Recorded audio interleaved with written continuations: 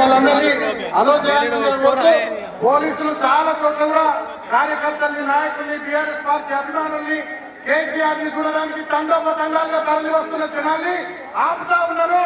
ఇప్పటికైనా మీ పద్ధతి మార్చుకోండి. కేసీఆర్ గారు సభా ప్రాంగణానికి బయలుదేరారు.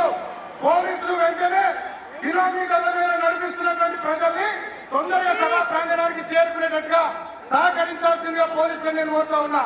కేసీఆర్ గారు 5 నుండి 10 నిమిషాల్లో సభా ప్రాంగణానికి చేరుకుంటున్నారు.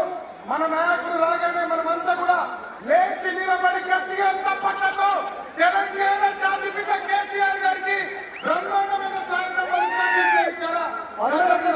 జై తెలంగాణ, జై కేసీఆర్.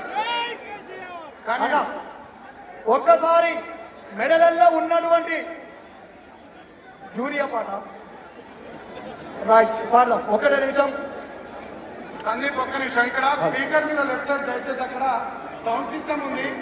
ప్లీజ్ మన కార్యకర్తలు అభిమానులు నాయకులు అందరూ సహకరించాలి.